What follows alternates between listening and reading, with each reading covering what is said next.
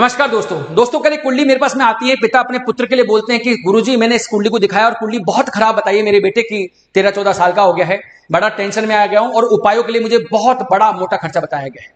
देखिए उपाय तो होने जरूरी होते हैं, अगर कुंडली खराब है तो उसमें पैसा महत्व नहीं रखता, बिना पैसे के भी उपाय होते हैं और बहुत कम पैसे में भी उपाय होते हैं। फिर भी एक बार कुंडली को अपन संक्षेप में देख लेते हैं कि इसमें कुंडली में ऐसा खराब क्या है।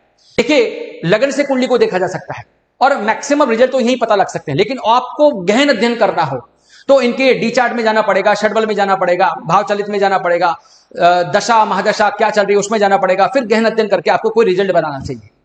देखिए इस कुंडली में देखा, यह पक्की बात है कि मंगल नीच के हैं, बृहस्पति नीच के हैं, शुक्र नीच के हैं, सूर्य नीच के हैं, चार महत्वपूर्ण ग्रह तो नीच के ही हो गए। पर ये तो देखो आप, मंगल और बृहस्पति का आपस में नीच भंग हो रहा है, आमने सामने बैठे दो नीच के ग्रह, और बृहस्पति तो 5 डिग्री से ऊपर में नीच के, वैसे ही नीचत्व उनका भंग हो जाता है। और शुक्र और बुध में राशि परिवर्तन हो, शुक्र का नीच भंग हो गया, और चंद्रमा से 10वें स्थान पर सूर्य बैठे हुए हैं तो नीच भंग ये भी हो गया।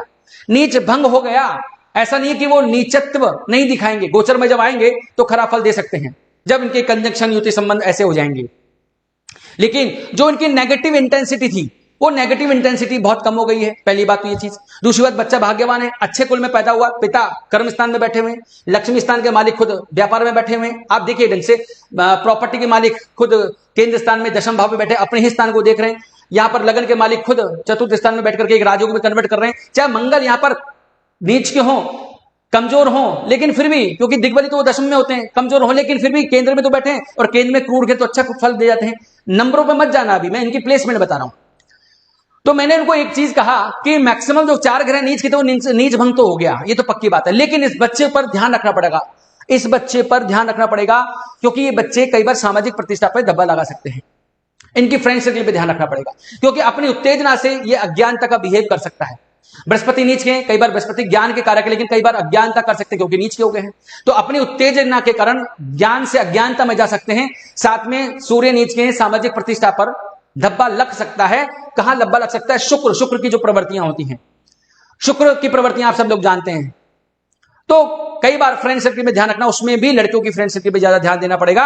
अगर हम बचपन से बच्चे पर ध्यान रखें, जो कि 13-14 साल का तो हो ही चुका है, ध्यान रखें, समय समय पर इसको अलर्ट करते रहें, साथ में रेमेडीज करते रहें, तो ये इंटेंसिटी नेगेटिविटी वाली जो बहुत कम होती जाती है। अब कई बार ये कहना कि सूर्य नीच का है, सूर्य नीच का है, सूर्य भगवान को जल मत देना, नहीं तो पिता की डेथ हो जाती है। अरे भाई मेरी बेटी का भी सूर्य नीच का ही है, 15 साल से वो सूर्य को जल दे रही है, मैं तो अभी तक जिंदा खड़ा हूं। अगर सूर्य नीच का है तो इसका मतलब आप सूर्य में निकलोगे ही नहीं क्या? चंद्रमा नीच का है तो क्या चंद्रमा में निकलोगे ही नहीं क्या? बृहस्पति नीच का है तो क्या क्या कभी ज्ञान की बातें करोगे ही नहीं क्या? अरे भाई रेमेडीज वो होती हैं जो आपकी प्रॉपर तरीके से देख करके आपको वो उपाय बता दें जो बिना पैसे का उपाय हो। बहुत बड़े बड़े यज्ञ से एक समय के लिए हम ग्रहों को बैलेंस तो कर सकते हैं, लेकिन रेगुलर कहां बैलेंस होगा? एक समय के लिए बैलेंस हो जाएगा, for the particular point of time तक हो जाएगा, लेकिन उसके बाद क्या?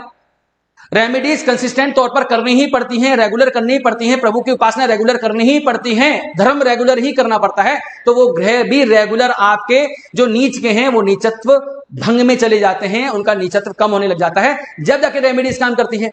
तो बहुत बड़े बड़े खर्चे की आवश्यकता नहीं है, तो आप डरिए मत, अपने बच्चे की रेमेडीज पे ध्यान दीजिए। नमस्कार।